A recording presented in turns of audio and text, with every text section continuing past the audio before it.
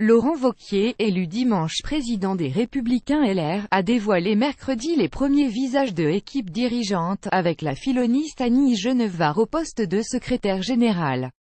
Comme évoqué lors de la campagne, Virginie Calmel, première adjointe d'Alain Juppé à Bordeaux, est nommée première vice-présidente, vice-présidente déléguée.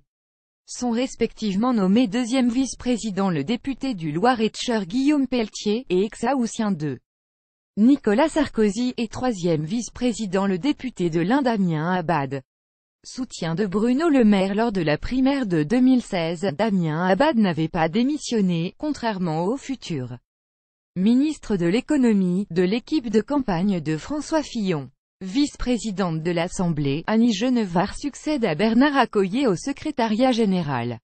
La députée du Doubs sera flanquée d'un secrétaire général délégué à la communication en la personne de Geoffroy Didier.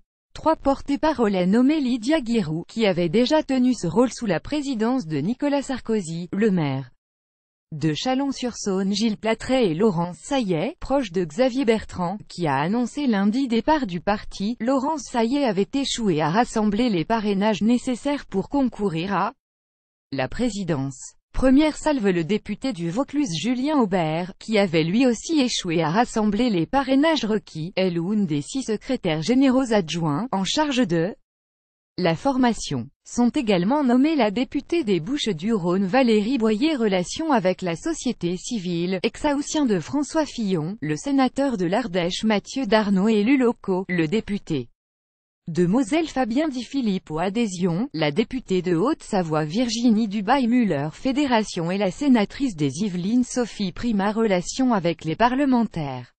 La droite se tourne vers l'avenir.